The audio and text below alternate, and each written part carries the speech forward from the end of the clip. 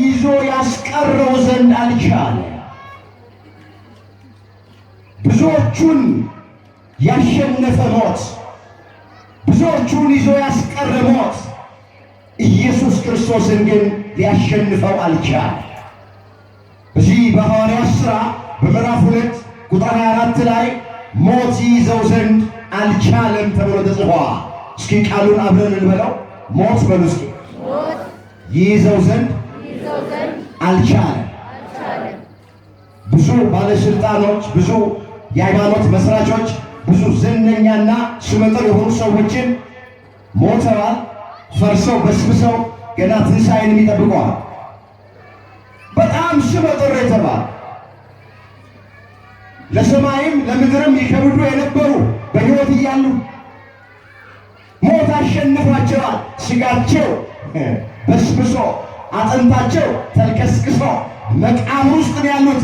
የስንቱን ስም ልጥቀስላችሁ። የክርስትና እምነት መስራች ኢየሱስ ክርስቶስ በፈቃዱ ሞቷል። ሞት ግን አላሸነፈውም። በሦስተኛው ቀን ሞትን ድል አድርጎ ተነስቶልናል። ክብር ምስጋና ለስሙ ይሆንልን።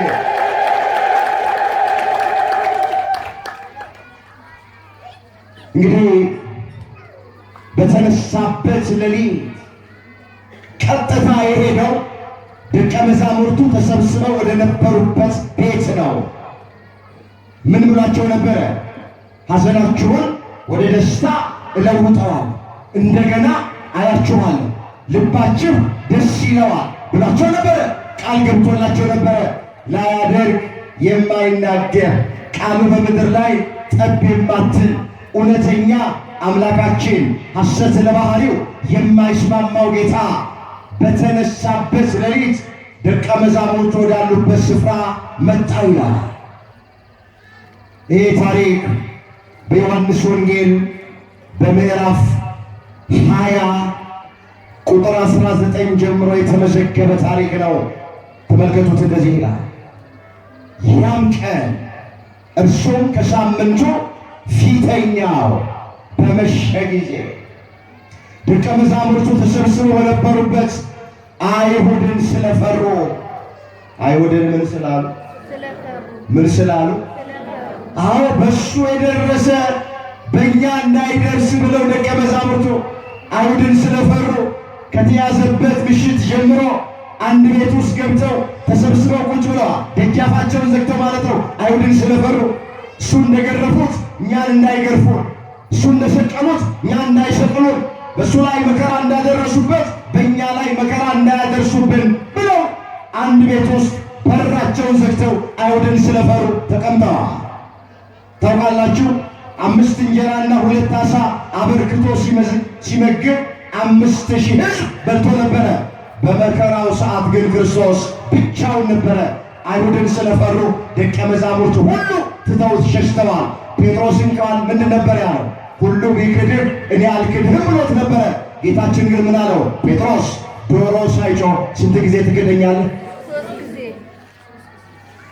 ይኸውላችሁ በተሳካልን ጊዜ፣ በሞላልን ጊዜ፣ በምቹ ጊዜ፣ ሰገነት ላይ በወጣን ጊዜ ከእኛ ጋር መውጣት መግባት የሚፈልጉ ከእኛ ጋር ጊዜያቸውን ማሳለፍ የሚፈልጉ ሞልተዋል። ወዳጅ ማለት ባልንጀራ ማለት ተቸግረን ሳለ ታመን ሳለ 5 እና 10 ሳንቲም በቸገረን ጊዜ ካጠገባችን ማይለይ ነው። ክርስቶስ ታምር በሠራ ሰዓት የሆሳና ቀን ዕውር ሲያበራ ለምጽ ሲያነጻ ጥቂቱን አበርክቶ ሲመግባቸው ብዙዎች ነበሩ። በመከራው ሰዓት ግን ሁሉም ትተውት ሸሽተዋል፣ ጀርባቸውን ሰጥተውታል። አይሁድን ስለፈሩ ሁሉም ሸሽተው በራቸውን ዘግተው ተቀምጠዋል። ጌታችን መድኃኒታችን ኢየሱስ ክርስቶስ በዚያች ሌሊት አዎ መጣና እንደዚህ ይላል፣ ደጆቹ ተዘግተው ሳሉ ኢየሱስ መጣ፣ በመካከላቸው ቆሞ ሰላም ለእናንተ ይሁን አላቸው ይላል። ይህንን ሰላም አምላካችን እግዚአብሔር ለዓለማችን ይስጥልን። ይህንን ሰላም፣ እውነተኛ ሰላም ለሀገራችን ለኢትዮጵያ ይስጥልን። ይህንን ሰላም እግዚአብሔር ለእያንዳንዳችን ይስጠን። ደጆቹ ተዘግተው ሳሉ ኢየሱስ ክርስቶስ መጣ፣ በመካከላቸው ቆመ፣ ሰላም ለእናንተ ይሁን አለ። ይህንን ብሎ እጆቹን ጎኑን አሳየ። ደቀ መዛሙርቱም ጌታን ባዩት ጊዜ ደስ አላቸው። ምን አላቸው? ማንን ባዩ ጊዜ ምን አላቸው? አስቀድሞ ምን ብሏቸው ነበር? ሐዘናችሁን በምን ቀይረዋል? ንገሩኝ፣ በምን ቀይረዋል? አሁን ሐዘናቸውን ወደ ደስታ ቀይረው አልቀየረው? ጌታን ባዩት ጊዜ ደስ አላቸው። ከሙታን መካከል ተለይቶ ተነስቶ በተዘጋ ደጃፍ ውስጥ ሳይከፍት ገብቶ ሰላም ለእናንተ ይሁን ባላቸው ጊዜ፣ ትንሣኤውን በገለጠላቸው ጊዜ ወገኖቼ ደስ አላቸው። በዕለተ ዓርብ በጅራፍ ሲገረፍ፣ ጎኑን በጦር ሲወጋ ጠቁሮ የነበረው ፊቱ፣ ወይቦ የነበረው ፊቱ አሁን በትንሣኤ ዕለት እንደ ፀሐይ ብርሃን አብርቶ ባዩት ጊዜ ደስ አላቸው። ሞቶ የነበረው ሕያው ሆኖ ባዩት ጊዜ ደስ አላቸው። ሐዘናቸው በደስታ ተለወጠ፣ እንባቸው ታበሰ፣ አፋቸው በሳቅ ከንፈራቸው በእልልታ ተሞላ፣ ታሪካቸው ተቀየረ። ክብር ምስጋና ለአምላካችን ለእግዚአብሔር ይሁን። የገባላቸውን ቃል በጊዜውና በሰዓቱ ፈጸመ። ሐዘናችሁን ወደ ደስታ እለውጣለሁ ብሎ ነበረ። የደቀ መዛሙርቱን ሐዘን ወደ ደስታ ምን አደረገው? ለወጠ። ወገኖቼ የእኛንም ሐዘን ወደ ደስታ መድኃኔዓለም በቸርነቱ ይለውጥልን። የእነሱ ሐዘን መምህራቸውን ጌታቸው በተያዘ ጊዜ፣ በተሰቀለ ጊዜ፣ መከራ በተቀበለ ጊዜ ያዘኑት ሐዘን። እኛ ደግሞ አሁን በዚህ ዘመን ያለን ብዙ የምናዝንበት ነገር አለ። በኑሮ ጉዳይ የሚያዝኑ ሰዎች አሉ። በትዳራቸው ሰላም አጥተው የሚያዝኑ ሰዎች አሉ። በገዛ ባሏ የምታዝን ሚስት ትኖራለች። በገዛ ሚስቱ የሚያዝን ባል ይኖራል። በአሰሪዎቹ የሚያዝን ሰራተኛ ይኖራል። በሀገር ጉዳይ እናዝናለን። ስለ ቤተ ክርስቲያናችን በምንሰማው እናዝናለን። በገዛ ጓደኞቻችን የምናዝን እንኖራለን። የሥራችን ጉዳይ ተበላሽቶብን የምናዝን ሰዎች እንኖራለን። ፍትሕ አጥተን በዚህ ጉዳይ የምናዝን እንኖራለን። በትዳር ውስጥ እየኖርን ልጅ ስላልተሰጠን በዚህ ምክንያት አንገት የደፋን ልባችን ያዘነብን ይኖራለን። ስንቱን ልተርክላችሁ። ሐዘናችን ይለያያል እንጂ ሁላችንም ሐዘንተኞች። እናቱን አጥቶ የሚያዝን ይኖራል። አባቱን አጥቶ የሚያዝን ይኖራል። እህቱን አጥቶ የሚያዝን ይኖራል። ወንድሙን አጥቶ የሚያዝን ይኖራል። ጎረቤቱን አጥቶ ስንቱን ልተርክ። ሐዘናችን ይለያያል እንጂ ሁላችንም ሐዘንተኞች። ቃሉን አስተውሉት። ሐዘናችሁን ወደ ደስታ እለውጠዋለሁ የሚል ነው። የደቀ መዛሙርቱ ሐዘን ብቻ አይደለም ወደ ደስታ የሚለወጠው የተለወጠው፣ የእኛም ሐዘን ወገኖቼ ተስፋ ካደረግነው፣ ከጠበቅነው፣ ካመንነው ሐዘናችንን ለደስታ ሊለውጠው አምላካችን እግዚአብሔር የታመነ ነው። ግን ጥቂት ጊዜ በሕይወታችን ውስጥ እንደ ደቀ መዛሙርቱ የሐዘን ጊዜ፣ የለቅሶ ጊዜ፣ የመከራ ጊዜ፣ የጭንቅ ጊዜ ይኖራል። ኦርቶዶክሳውያን ይሄ ድምፅ የሚሰማችሁ አይዟችሁ። ደቀ መዛሙርቱ ሐዘናቸው ከሐሙስ እስከ ትንሣኤው ቀን ነው። ዓርብ ዕለት ሐዘንተኛ ነበሩ። ቅዳሜ ሐዘንተኛ ነበሩ። ቅዳሜ ሌሊት ለእሑድ አጥቢያ ግን ሐዘናቸው በደስታ ተለወጠ። በእኔና በእናንተ ሕይወት ውስጥም ዓርብን የምትመስል የሐዘን ቀን ትኖራለች። ቅዳሜን የምትመስል የሐዘን ቀን ትኖራለች። ታገሱ። ዓርብ ታልፋለች። ታገሱ። ቅዳሜ ታልፋለች። እሑድ ይመጣል። እሑድ ደግሞ ትንሣኤ ነው።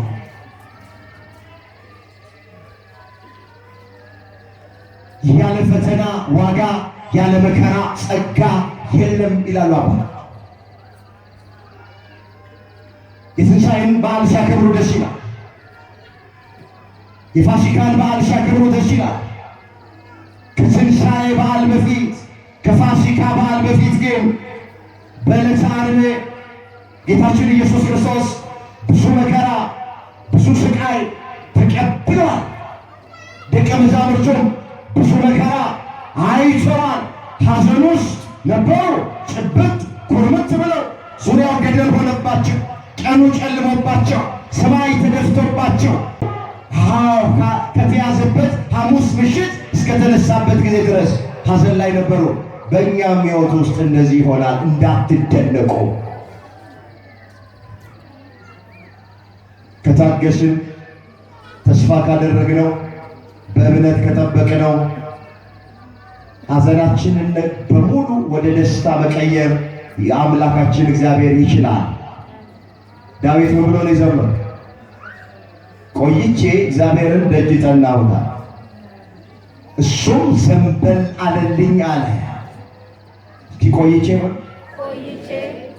እግዚአብሔርን ደጅ ጠናሁት፣ እሱም ዘንበል አለልኝ።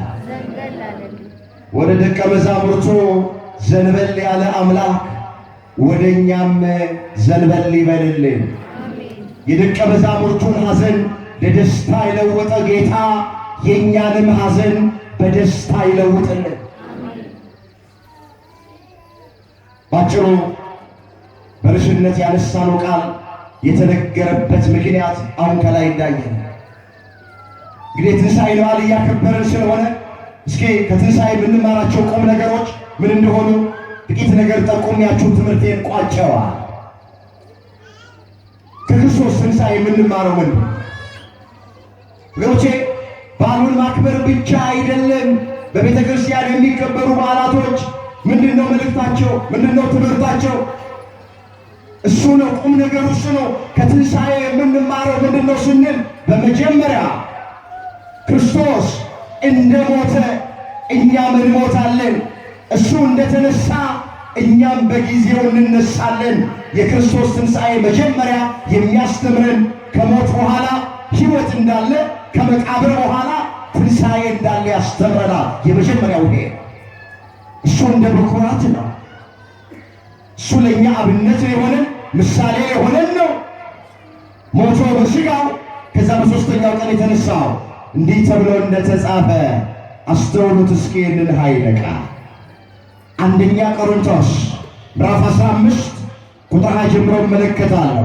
እንዲህ የሚል ቃል ተመዝግቧል። አንደኛ ቆሮንቶስ ምዕራፍ 15 ቁጥር 20 አሁን ግን ክርስቶስ ላንቀላፉት በኩራት ሆኖ ከሙታን ተነስቷል። እስኪ ቃሉን አብረን እንበለው። አሁን ግን በሉ እስኪ ክርስቶስ ላንቀላፉት በኩራት ሆኖ ከሙታን ተለይቶ ተነስቷል። ይኸውላችሁ እዚህ ጋር አሁን ግን ክርስቶስ ላንቀላፉት ሲል ሞት የተመሰለው በእንቅልፍ በመጽሐፍ ቅዱስ በብዙ ስፍራ ላይ አልዓዛር ተኝቷልና እቀሰቅሰው ዘንድ ይገባኛል ይላል። ከሞተ 4 ቀን የሆነው አልዓዛር ተኝቷል ነው ያለው። ሞት የተመሰለው በእንቅልፍ። ለምንድን ነው ሞት በእንቅልፍ የተመሰለው ያሉ እንደሆነ የተኛ ሰው እንደተኛ አይቀርም፣ ይነሳል። የሞተ ሰውም እንደ ሞተ አይቀርም፣ ይነሳል። ሞት የመጨረሻ ነገር አይደለም።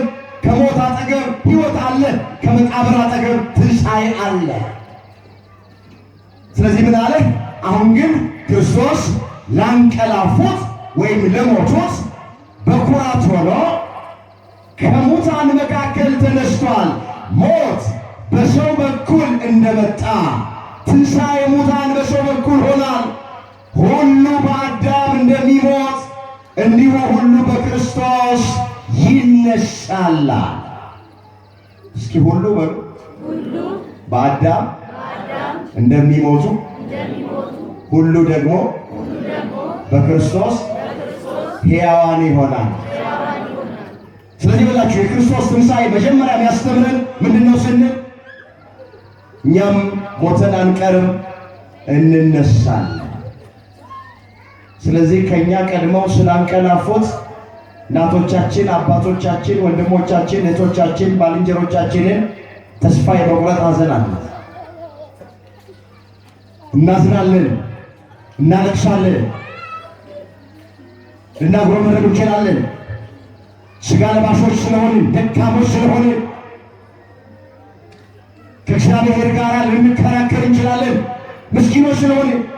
ነገር ግን ወደ እውነቱ ስንመጣ ተስፋ እንደሌላቸው እንደ ሌሎች እንዳታዝኑ አንቀላፍተው ስላሉት ይሄን እንድታውቁ እንወዳለን አለ ሐዋርያው ቅዱስ ጳውሎስ። ኢየሱስ ክርስቶስ እንደሞተና እንደተነሳ ካመናችሁ በክርስቶስ ኢየሱስ አምነው የሞቱትን እግዚአብሔር ያመጣቸዋል አለ። አንደኛ ተሰሎንቄ ምዕራፍ 4 ቁጥር 13 ላይ የተመዘገበ እግዚአብሔር ቃል አስተውሉት። ወንድሞቼ ሆይ ብሎ ይጀምራል። ይህን አንድ ነገር እንድታውቁ እንወዳለን አለና ተስፋ እንደሌላቸው እንደ ሌሎች አንቀላፍተው ስላሉት ወይንም ሞተው ስላሉት እንዳታዝኑ። ኢየሱስ ክርስቶስ እንደሞተ ስለ ኃጢአተኞች እንደሞተ በሦስተኛው ቀን እንደተነሳ ካመናችሁ አለ በክርስቶስ ኢየሱስ አምኖ የሞቱትን ሙታን እግዚአብሔር አንድ ቀን ያስነሳቸዋል። ስለዚህ ከእኛ በሥጋ ስለተለዩት እናዝናለን፣ እናለቅሳለን። ግን ሐዘናችን ተስፋ የመቁረጥ አይደለም። የምንኖረው ወገኖቼ ለመሞት ነው። የምንሞተው ግን ለመኖር ነው።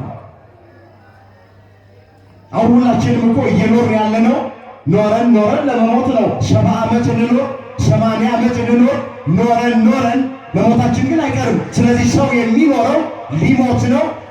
የሚሞተው ግን ለመኖር ነው። ከማጋ ለመኖር ንገሩኝ እንጂ ከማጋ ለመኖር። ከኛ ቀድመው ያንቀላፉት ወንድሞቻችን፣ አባቶቻችን፣ እናቶቻችን፣ እህቶቻችን ያንቀላፉት ወይንም የሞቱት ከእግዚአብሔር ጋር ለመኖር ነው። ይህን ስናስብ ነው የምንጽናናው። ይህን ስናስብ ነው ለበጎ ነው ብለን ሁሉን በጸጋ የምንቀበለው። ይህን ስናስብ ነው ተስፋ የመቁረጥ ሐዘን የማናዝነው።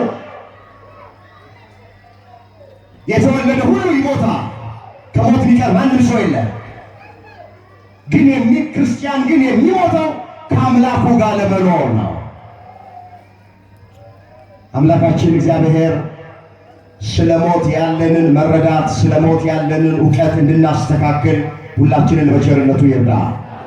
ድሮ እኛ ሞት የሚመስለን አፈር ነው። ሞት የሚመስለን መቃብር ነው። ሞት የሚመስለን ጨለማ ነው። ሞት የሚመስለን ሲኦል ነው።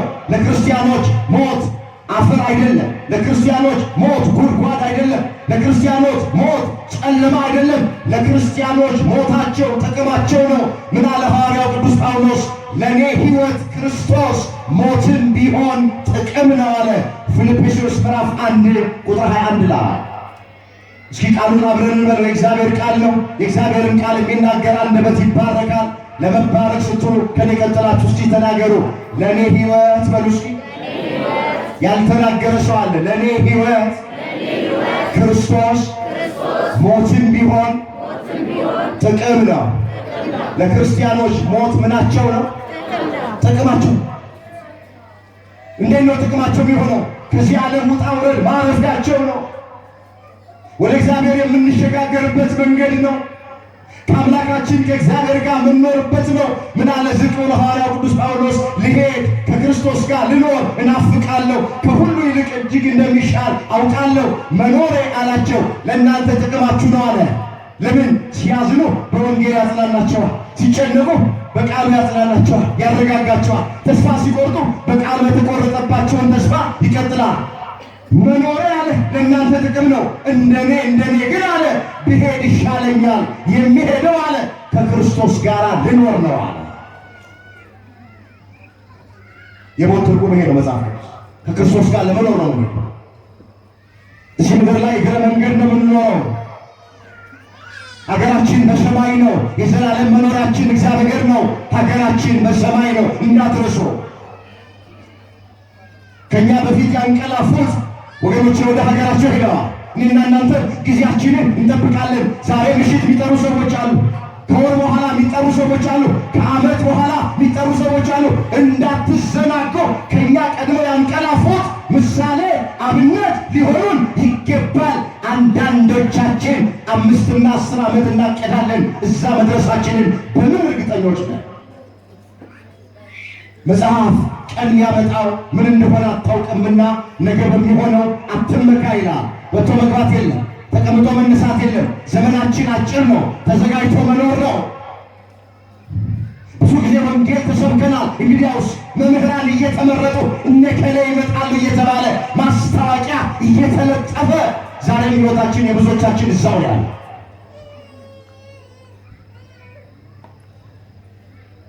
ስለዚህ መጀመሪያ እንዳይሰፋብን የክርስቶስ ትንሣኤ የሚያስተምረን ምንድን ነው ስንል እሱ እንደሞተ በሥጋ እኛም እንሞታለን።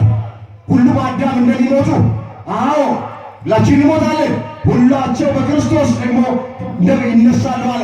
ክርስቶስ ሞትን ድል አድርጎ እንደተነሳ እኛም ሞተን ፈርሰን በስብሰን አንቀርም፣ እንነሳለን። ይሄ የሚበሰብሰው የማይበሰብሰውን ይለብሳል። ይሄ የሚሞተው ሥጋችን በትንሣኤ ጊዜ የማይሞት ሌላ ሥጋ ለብሶ ይነሳል። እግዚአብሔር ለዛ ክብር ሁላችንን ያብቃ። እንዲህ ይላል ሐዋርያው እዚህ አንደኛ ቆሮንቶስ ምዕራፍ 15 ቁጥር 52 ጀምሮ አነበዋለሁ። እንደዚህ ይላል፣ አሁን አንድ ምስጢር እነግራችኋለሁ። አንድ ምን እነግራችኋለሁ? አንድ ምስጢር እነግራችኋለሁ። ሁላችን አናንቀላፋም፣ ነገር ግን የኋለኛው መለከት ሲነፋ ሁላችን በድንገት በቅጽበት ዓይን እንለወጣለን። መለከት ይነፋል፣ ሙታንም የማይበሰብሱ ሆነው ይነሳሉ፣ እኛም እንለወጣለን። ምን እንላለን? እኛም እንለወጣለን። እንዴት እንደምንወድ ዝቅ አድርጎ ይዘረዝረዋል። ለውጣችን ምን አይነት ለውጥ እንደሆነ ይህ የሚበሰብሰው የማይበሰብሰውን ሊለብስ ይገባዋል። ይህ የሚሞተው የማይሞተውን ሊለብስ ይገባዋል። እንነሳለን ስንል ይሄ የሚሞት ሥጋችን ወገኖቼ ፈራሽ በስባሽ የሆነ ሥጋችን የማይሞት የማይበሰብስ ለብሶ ይነሳል፣ በክብር ይነሳል። ለዘላለም ከእግዚአብሔር ጋር ለመኖር ይነሳል። እግረ መንገድ ትንሣኤ ሁለት አይነት ነው። አንደኛው የክብር ትንሣኤ ነው። ሁለተኛው የሐሳር ትንሣኤ። አምላካችን እግዚአብሔር ትንሣኤያችንን የክብር ትንሣኤ ያደርገናል። ከፍርድ ትንሣኤ ሁላችንን ይጠብቃል። ባጭሩ የመጀመሪያው ከክርስቶስ ትንሣኤ የምንማረው እሱ እንደተነሳ እኛም መጨረሻ ላይ እንነሳለን። መጽሐፍ በመቃብር ያሉ ሁሉ ድምፁን የሚሰሙበት ሰዓት ይመጣል። መልካም ያደረጉ ሰዎች የሕይወት ትንሣኤ፣ ክፉ ያደረጉ ሰዎች ለፍርድ ትንሣኤ ይነሳሉና በዚህ አትደነቁ ተብሎ ተጽፏል። ወደ ሁለተኛው ከክርስቶስ ትንሣኤ ምን እንማራለን? ሁለተኛ ከክርስቶስ ትንሣኤ የምንማረው እኛ የልቡና ትንሣኤ መነሳትን እንማራለን። ይሄ በዮሐንስ ራእይ ምዕራፍ 20 ላይ የተመዘገበ ቃል አነበዋል። ራእይ ዮሐንስ ምዕራፍ 20 ቁጥር 5 ጀምሮ እንደሚል ቃል ተነሳ። የፊተኛውን ትንሣኤ በፊተኛው ትንሣኤ እድል ያለው ሰው ብፁዕና ቅዱስ ነው። ሁለተኛ ሞት በእርሱ ላይ ስልጣን የለውም። እስኪ ቃሉን አብረን እንበለው። በፊተኛው ትንሣኤ እድል ያለው ሰው ብፁዕና ቅዱስ ነው። ሁለተኛ ሞት በእርሱ ላይ ስልጣን የለው። ምን የለው? በደንብ ቃሉን አስተውሉ። በፊተኛው ትንሣኤ እድል ያለው ሰው አለ ብፁዕና ቅዱስ ነው፣ ንዑድ ነው፣ ክቡር ነው። ሁለተኛ ሞት በእሱ ላይ ስልጣን የለው። ምን ማለት ነው? በፊተኛው ትንሣኤ እድል ያለው ማለት የፊተኛ ትንሣኤ የተባለው የቱ? አንዳንድ ሰዎች ይህን ቃል በመጥቀስ ሰው ሁለት ጊዜ ነው የሚሞተው፣ ሁለት ጊዜ ነው የሚነሳው የሚሉ ሰዎች። መጀመሪያ ይሞታል። አንድ ኃጢአተኛ የሆነ ሰው ይሞታል፣ ከዛ ይነሳል። ከተነሳ በኋላ ኃጢአተኛ ከነበረ ጥያቄ ይጠየቃል። አንተ እንደዚህ እንደዚህ እንደዚህ ስታደርግ ነበረ፣ ታሻሽላለህ አታሻሽልም? እንደዚህ አይነት እምነት የሚከተሉ ሰዎች እንዳሉ ታውቃላችሁ። ሃይማኖት እንደዛ ነው። አሻሽላለሁ ካለ እድል ይሰጠዋል፣ አላሻሽልም ካለ ደግሞ መጥቶ ይሞታል። ይሄ የአሮጊቶች ተረት ነው። ይሄ በፊተኛው ትንሣኤ እድል ያለው ሰው ብፁዕና ቅዱስ ነው ማለት ወገኖቼ፣ የፊተኛ ትንሣኤ የተባለ የልቡና ትንሣኤ ነው። ዛሬ ወንጌል ስንሰማ ስንሰበክ የእግዚአብሔር ቃል ስናዳምጥ የምንነሳው የልቡና ትንሣኤ በንስሐ መነሳት ከኃጢአት መራቅ እሱ ነው። የፊተኛው ትንሣኤ የተባለ እሱ ነው። ስንቶቻችን ይህን ትንሣኤ ተነስተን ነው በዓሉን እያከበርን ያለ? አሁን እንኳን ለፋሲካ በዓል አደረሰሽ፣ እንኳን ለትንሣኤ በዓል አደረሰ። ለመሆኑ የትንሣኤን በዓል ስናከብር እኛ ተነስተናል ወይ? አንዳንዶቻችን እኮ እስካሁን ድረስ በኃጢአት መቃብር ውስጥ ተቀብረን ነው በዓሉን እያከበርን ያለ። መቼ ተነሳ እንዴ? በስካር መቃብር ውስጥ የተቀበርናለን እኮ፣ በዝሙት መቃብር ውስጥ የተቀበርናለን፣ በሐሜት መቃብር፣ በዘረኝነት መቃብር፣ በምቀኝነት መቃብር፣ በተንኮል መቃብር፣ በክፋት መቃብር ውስጥ ተቀብረን የትንሣኤ በዓል እንዴት ለእኛ በዓል ይሆናል? መጽሐፍ እንደዚህ ይላል፣ አንተ የምትተኛ ንቃ፣ ከሙታንም መካከል ተለይተ ተነሳ፣ ክርስቶስም ያበራልሃል ይላል። ኤፌሶን ምዕራፍ 5 ቁጥር 14 ቃሉን አስተውሉት። አንተ የምትተኛ ንቃ። አንተ የምትተኛ ምን በል? አቤት አሁን አንተ የምትተኛ ንቃ ሲባል ደክሞን ቤት ገብተን ማታ አልጋችን ላይ የተኛነውን አይደለም፣ ስለሱ የተነገረ ቃል አይደለም። አንተ የምትተኛ ንቃ ማለት በኃጢአት ያንቀላፋ ንቃ፣ ከሙታን መካከል ተነሳ ሲል፣ አዎ ከሙታን ሕሊና፣ አዎ በኃጢአት ከሞቱ ሰው ሞተ የሚባለው ወገኖቼ ነፍሱ ከሥጋው ሲለይ ብቻ አይደለም። ሰው ሞተ የሚባለው ከእግዚአብሔር ርቆ ሲኖር ኃጢአት እንደ ውሃ እየጠጣ ንስሐ አልገባም ብሎ የሚኖር ሰው ካለ እሱ ሞት ነው የሚባለው። እግዚአብሔር ከቁም ሞት ሁላችንን ይጠብቃል። አሁን እኛ ሞተ የሚባለው ሰው እድር ድንኳን የሚተክለው ንፍሮ የሚቀቀለው ነፍሱ ከሥጋው ሲለይ ነው ሰው ሞተ የሚባለው። እንደ መጽሐፍ አስተምሮ ሰው ሞተ የሚባለው ከእግዚአብሔር በተለየ ጊዜ ዕለት ዕለት ኃጢአትን እንደ ውሃ ይጠጣ ከሆነ ያ ሰውዬ በቁም ሞቷል። ብዙ ሰው እኮ ድንኳን አልተተከለለትም፣ አቶ ከሌ ሞቷልና አቃብሮኝ አልተባለም። በጣም ብዙ ሰው ግን በቁም ሞቷል። እግዚአብሔር አሁንም ከቁም ሞት ሁላችንን ይሰውራል። ስለዚህ የክርስቶስ ትንሣኤ የሚያስተምረን ምንድን ነው ስንል የልቡና ትንሣኤ እኛ መነሳት አለ። አባቶቼ ተነስተናል፣ የመቅደሱ አገልጋዮች እኛ ተነስተናል ወይ? ክርስቶስ ተንሥአ እሙታን የምንለው ተነስተናል ወይ? እኛ ምዕመናን ተነስታችኋል ወይ? የልቡና ትንሣኤ ተነስታችኋል ወይ? ነው አሁንም ያለነው የኃጢአት መቃብር ውስጥ ነው? መጽሐፍ ከእንቅልፍ የምትነሱበት ሰዓት ዘመኑ እንደደረሰ ይህንን እወቁ። ካመንበት ጊዜ ይልቅ መዳናችን ዛሬ ወደኛ ቀርቧል። ሌሊቱ አልፏል፣ ቀኑን ቀርቧል። እንግዲህ የጨለማን ሥራ አውጥታችሁ ጣሉ፣ የብርሃንን ጋሻ ጦር ልበሱ። በቀን እንደሚሆን በአገባብ ተመላለሱ። በዘፈን በስካር በአምልኮተ ጣዖት በሥጋ ምኞት በጥል በክርክር አይሁን። ነገር ግን ምኞቱን እንዲፈጽም ለሥጋ አታስቡ፣ ኢየሱስ ክርስቶስን ልበሱት አለ ሐዋርያው ቅዱስ ጳውሎስ። ከእንቅልፍ መነሳት ያስፈልጋል፣ ከኃጢአት እንቅልፍ መንቃት። እንዲህ ይላል እዚህ ሮሜ 13 ላይ ተመዘገበ ቃል አነበዋል። ቁጥር 11 ሮሜ 13 ቁጥር 11 እንዲህ ብሎ ይጀምራል። ከእንቅልፍ የምትነሱበት ሰዓት አሁን እንደደረሰ ዘመኑን ወቁት። ከምን የምትነሱበት? አሁን ከእንቅልፍ የምትነሱበት ሲል ጠዋት ለሥራ ከተኛንበት እንቅልፍ አይደለም።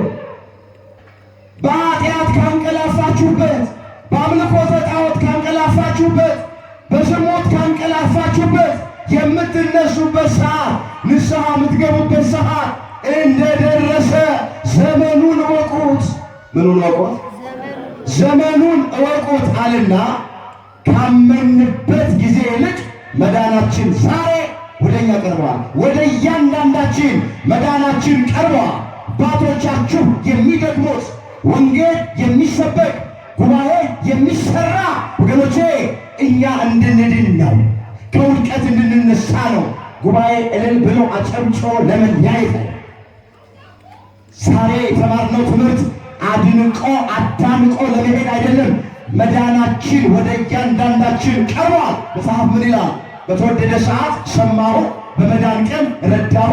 የተወደደ ሰዓት አሁን ነው፣ የመዳን ቀን አሁን ነው። ወገኖቼ የመዳን ቀን አሁን ነው የሚልበት ምክንያት ከጥቂት ደቂቃ በኋላ ምን እንደሚሆን አይታወቅም። ጊዜያችሁን ተጠቀሙ፣ ቀጠሮ አትስሩ። የመዳን ቀን አሁን ነው። ከዚህ ተነስተን ቤት ስለመግባታችን ምንም ዋስትና የለንም። ጆሮአችን የሚሰማው ዓይናችን የሚያየው ጠዋት ያየናቸውን ሰዎች ከሰዓት ማየት ተቸግረናል። ዛሬ ያየናቸውን ሰዎች ነገ ለማየታችን ምንም ዋስትና የለንም። ዘመናችን ከሸማኔ መወርወሪያ ይልቅ እየቸኮለ ነው። የከኛ ቀድመው ያንቀላፉት የሚያስተምሩ ይሄ ነው። መዳናችን ቀርቧል። ዛሬ ነው መዳናችን መፈጸም። ስለዚህ ምን አለ? ዝቅ ብሎ አስተውሉት ቃሉን። መዳናችን ዛሬ ወደኛ ቀርቧል አለና ሌሊቱ አልፏል፣ ቀኑን ቀርቧል። እንግዲህ የጨለማውን ሥራ አውጥታችሁ ጣሏል፣ የብርሃንን ጋሻ ጦር ደግሞ ልበሱ አለና የጨለማውን ሥራ እንዲያርጉ ይዘረዝረዋል።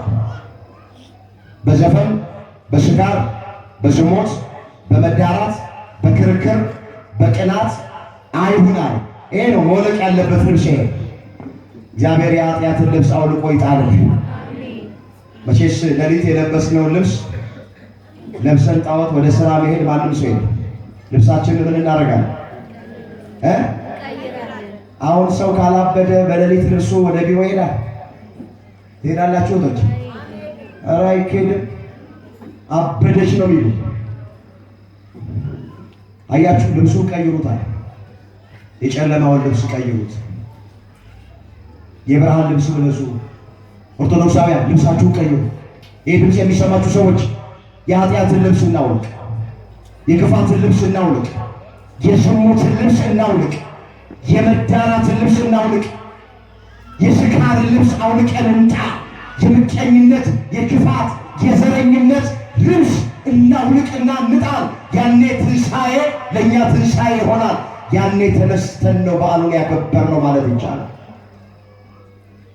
እንጂ እኛ ተቀብረን በኃጢአት መቃብር ውስጥ እንዴት ነው ለእኛ ትንሣኤ? እንዴት ነው ለእኛ ፋሲካ? እግዚአብሔር የልቦና ትንሣኤ እንድንነሳ ሁላችንን በቸርነቱ ይርዳል። የመጨረሻ ከክርስቶስ ትንሣኤ የምንማረው ክርስቶስ ተቀብሯል፣ በሦስተኛው ቀን ግን ተነስቷል። በሕይወታችን የተቀበሩብን ነገሮች ካሉ በትዕግስት እንጠብቅ። ሁሉም ትንሣኤ አለ። ሁሉም ነገር ትንሣኤ አለ። በትዕግስት ሆናችሁ ጠብቁት። ምንድን ነው የተቀበረባችሁ? በረከት ነው? ፍትህ ነው? ሰላም ነው? ደስታ ነው? እርካታ ነው? ምንድን ነው በሕይወታችሁ ውስጥ ሰው የቀበረባችሁ? ጎረቤቶቻችሁ የቀበሩባችሁ፣ የሰወሩባችሁ፣ የነጠቋችሁ፣ የወሰደባችሁ ነገር ምንድን ነው? የክርስቶስ ትንሣኤ የሚያስተምረን የተቀበሩ ነገሮች፣ የተቀበረ ፍትህ አንድ ቀን ይወጣል። የተቀበረች እውነት አንድ ቀን ትወጣለች። የተቀበሩ ነገሮች ሁሉ ይወጣል። ክርስቶስ እንደተቀበረ አልቀረም፣ ተነስቷል። በሦስተኛው ቀን ደቀ መዛሙርቱ እስኪነሳ አዝነዋል፣ ተክዘዋል፣ ተጨንቀዋል፣ አንገታቸውን ደፍተዋል። በእኔና በእናንተ ሕይወት ውስጥም እንደዚሁ ይሆናል። ግን በትዕግስት እግዚአብሔርን ከጠበቅነው፣ በተስፋ እግዚአብሔርን ከጠበቅነው፣ በእምነት ከጠበቅነው ታሪክ ይቀየራል፣ ነገር ይገለበጣል፣ እንባችን ይታበሳል፣ አፋችን በሳቅ ከንፈራችን በእልልታ ይሞላል። በሀገር ላይ ያለው ታሪክ ይቀየራል፣ በዓለም ላይ ያለው ታሪክ ይቀየራል፣ በግል ሕይወታችን ያለው ታሪክ ይቀየራል። አይዟችሁ፣ ዝም ብላችሁ እግዚአብሔርን ጠብቁት። መጽሐፍ ምን እንደሚለው በለሷን የጠበቀ ፍሬዋን ይበላል፣ ጌታውን የጠበቀ ይከብራል። ምሳሌ 27 ቁጥር 18 ላይ የተመዘገበ ቃል። እስኪ አብረን እንበለው። በለሷን በሉ የጠበቀ ፍሬዋን ይበላል፣ ጌታውን የጠበቀ ይከብራል። ምን ይላል? እሱን እንድንጠብቀው አምላካችን እግዚአብሔር ሁላችንንም ይርዳል። ሐዘን ይኖራል፣ ማጣት ይኖራል፣ መራብ ይኖራል፣ መገፋት ይኖራል። እንዳትደነቁ፣ ጠብቁት፣ ታሪክ ይቀየራል። አንድ ቃል አንብቤ ትምህርቴን በዚሁ እጠቃልላለሁ።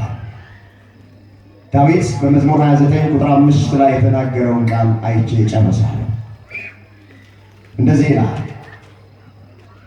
ቁጣው ለጥቂት ጊዜ ነው ልጅ፣ ሞገሱ ግን ለሕይወት ዘመን። ማታ ለቅሶ ይመጣል፣ ጠዋት ግን ደስታ ይሆናል። ቃሉን በደንብ ቁጣው ለጥቂት ጊዜ፣ ሞገሱ ግን ለሕይወት ዘመን። ማታ ለቅሶ ይመጣል፣ ጠዋት ግን ምን ይሆናል? ምን ይሆናል? ደስታ ይሆናል። ስለዚህ መከራ ነው የሚቀድመው፣ ከዛ በኋላ ደስታ ነው የሚሆነው። በደቀ መዛሙርቱ ሕይወት ውስጥም መጀመሪያ ሐዘን ነው የሆነው፣ መከራ ነው የሆነው። ከዛ በኋላ ሐዘናቸው ወደ ደስታን የተለወጠው አይደለም። በእኔና በእናንተ ሕይወት ውስጥም ሐዘን ይቀድማል፣ ቀጥሎ ደስታ ይመጣል። ክረምት ነው አይደል የሚመጣው መጀመሪያ፣ ከዛ በጋ፣ ህመም በሽታ ይመጣል፣ ከዛ ጤና፣ ማጣት ይመጣል፣ ከዛ ማግኘት፣ ሐዘን ደስታ፣ መዋረድ ከዛ መክበር፣ ማልቀስ ከዛ በኋላ መሳቅ። መጽሐፍ ቅዱስ ስናነብ ከብርሃን በፊት የተፈጠረው ጨለማ፣ ጨለማ መጀመሪያ ተፈጠረ፣ ከዛ ብርሃን። በእኔና በእናንተ ሕይወት ውስጥም ጨለማ መጀመሪያ ነው፣ መከራ መጀመሪያ ነው፣ ማልቀስ መጀመሪያ ነው፣ ማጣት መጀመሪያ ነው፣ መገፋት መጀመሪያ ነው፣ መታሰር መጀመሪያ ነው፣ ተስፋ መቁረጥ መጀመሪያ ነው። ነገር ግን ይሄ እንደዚህ አይቀጥልም። የክርስቶስ ነንኛ፣ የእግዚአብሔር ነንና፣ ልጆቹ ነንኛ። ታሪክ ይቀየራል፣ ነገር ይገለበጣል። ሐዘናችሁ ወደ ደስታ ይለወጣል። የሁላችንን ሐዘን መድኃኔዓለም ወደ ደስታ ይለውጣው። የሁላችን መጨረሻ እግዚአብሔር